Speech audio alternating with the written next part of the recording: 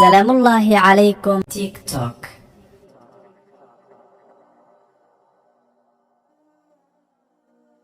أبليكيشنka TikTok ayaa waxa uu kasbaday shacbiyad ballaaran iyadoo ay jirto in applicationkan uu jiray waqti kooban gaar ahaan wuxuu shacbiyadaas ballaaran ka helay da'yarta wiilal iyo gabdhaba. haddaba waxaan isla wadaagaynaa dhowr qodob oo laga maarmaan ah inaad ogaato si markaa kadib aad u gaarto go'aankaaga shakhsiyadeed inaad iska dayso adeegsiga applicationkan iyo inaad sii waddo. qodobka koowaad ka socnaansho bulshadeed. qodobka labaad applicationkan waxa uu dayacayaa wakhtiga iyo tamarta qofka.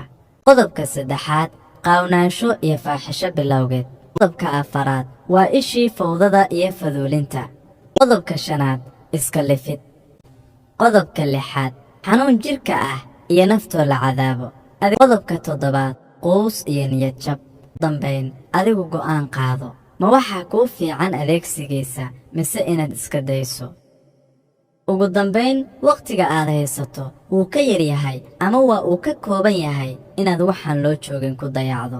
wassalaamu calaykum waraxmatullaahi wabarakaatu.